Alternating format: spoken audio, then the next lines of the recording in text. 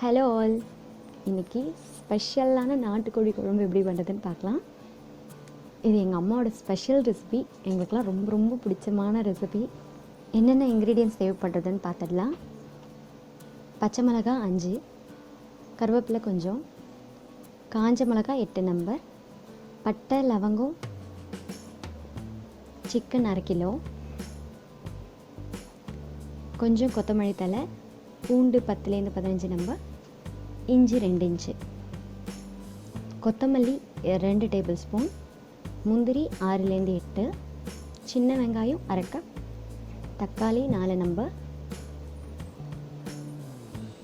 தயிர் 1/2 கப், உப்பு தேவையான அளவு, மஞ்சள் தூள் 1 டீஸ்பூன், சோம்பு, மிளகு, சீரகம் 3 1 டீஸ்பூன், தேங்காய் 1/2 மூடி. இவ்வளோ தாங்க இதுக்கு தேவைப்படும்.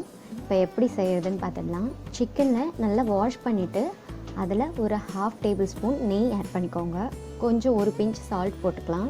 மஞ்சள் தூள் 1 பிஞ்ச், தயிர் 2 டேபிள் ஸ்பூன் ஆட் பண்ணிக்கலாம். எல்லாத்தையும் நல்லா கலந்து ஒரு 1/2 மணி நேரம் ஊற வச்சிடலாம். இப்போ தேங்காயை கொஞ்சம் அப்படியே பல்லு அரைச்சி வச்சுருக்கோம். இப்போ தேங்காய் அரைச்சிட்டு அதுக்கப்புறம் இந்த எல்லா இன்க்ரீடியன்ஸும் சேர்த்து அரைக்க போகிறோம். இப்போ எல்லாத்தையும் அதில் சேருங்க.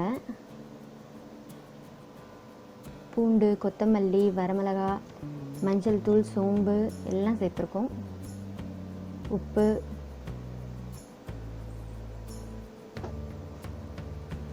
சின்ன வெங்காயம், இஞ்சி, பச்சை மிளகா, கருவேப்பிலை, தக்காளி எல்லாம் சேர்த்து நல்லா அரைச்சிடுங்க. ஊற வச்சுருக்க சிக்கனோடு சேர்த்து நல்லா மிக்ஸ் பண்ணி வச்சுடுங்க. நல்லா மிக்ஸ் ஆகிருந்ததுனா தான் அதனோட பிளெண்ட் வந்து ரொம்ப நல்லாயிருக்கும் சாப்பிடும்போது.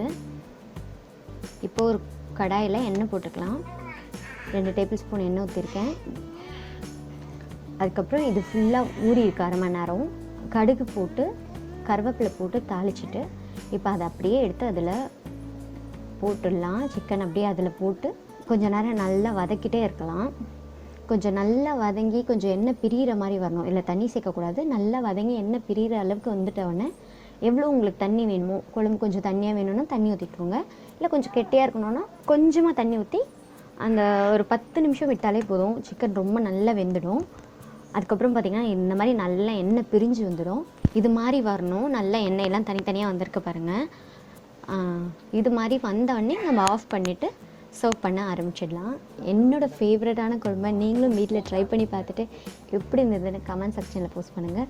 இந்த வீடியோ உங்களுக்கு பிடிச்சிருந்தால் லைக் பண்ணுங்கள், ஃப்ரெண்ட்ஸ் கூட ஷேர் பண்ணுங்கள், சேனலை சப்ஸ்கிரைப் பண்ணுங்கள். தேங்க்யூ.